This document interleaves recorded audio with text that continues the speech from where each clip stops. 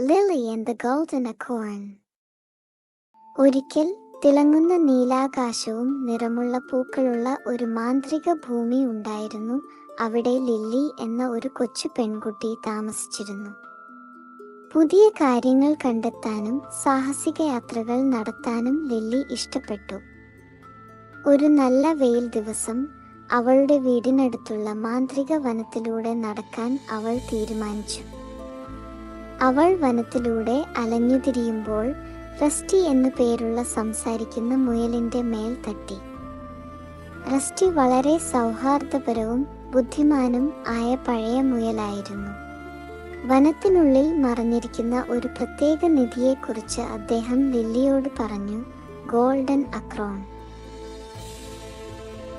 Golden Acorn കണ്ടെത്തുമെന്ന ചിന്തയിൽ ആവേശഭരിതരായ ലില്ലിയും റസ്റ്റിയും അത് കണ്ടെത്താനുള്ള അന്വേഷണത്തിലേക്ക് പുറപ്പെട്ടു. വഴിയിൽ അവർ എല്ലാത്തരം ജീവികളെയും കണ്ടുമുട്ടി, സംസാരിക്കുന്ന അണ്ണാൻ മുതൽ വർണ്ണാഭമായ പക്ഷികൾ വരെ.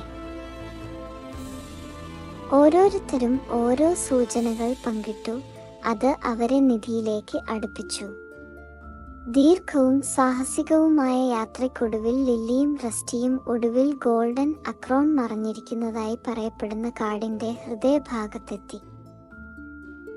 തിളങ്ങുന്ന സ്വർണ്ണ ഇലകളുള്ള മനോഹരമായ ഒരു വൃക്ഷം അവർ കണ്ടെത്തി.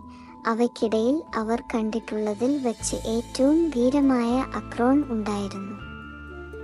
ലില്ലി ശ്രദ്ധാപൂർവം മരത്തിൽ നിന്ന് ഗോൾഡൻ അക്രോൺ പറിച്ചെടുത്തു. അവൾ അത് ചെയ്യുമ്പോൾ വനം മുഴുവൻ സന്തോഷത്താൽ തിളങ്ങുന്നതായി തോന്നി.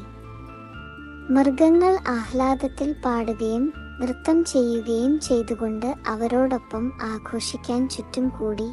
സൗഹൃദത്തിന്റെയും ദയയുടെയും ധീരതയുടെയും പ്രതീകമാണ് ഗോൾഡൻ അക്രോൺ എന്ന് റസ്റ്റി വിശദീകരിച്ചു. ലില്ലി അവരുടെ യാത്രയിലുടനീളം കാണിച്ച ഗുണങ്ങളായിരുന്നു ഇത്. അവളുടെ ശുദ്ധമായ ഹൃദയത്തിനുള്ള പ്രതിഫലമായി ഗോൾഡൻ അക്രോൺ അവൾക്ക് ഒരു പ്രത്യേക ആഗ്രഹം സാധിച്ചു തരുമെന്ന് പറഞ്ഞു. ലില്ലി ഒരു നിമിഷം ചിന്തിച്ചു, എന്നിട്ട് അവളുടെ ആഗ്രഹം പ്രകടിപ്പിച്ചു.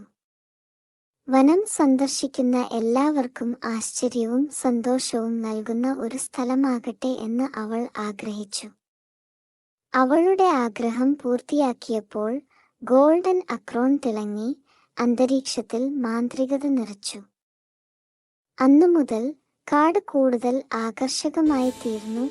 അതിന്റെ അത്ഭുതങ്ങൾ സന്ദർശിക്കാനും അനുഭവിക്കാനും എല്ലായിടത്തു നിന്നും ആളുകൾ വന്നു. ലില്ലിയും റസ്റ്റിയും മികച്ച സുഹൃത്തുക്കളായി തുടർന്നു. ഒരുമിച്ച് കൂടുതൽ സാഹസികതകൾ തുടർന്നു.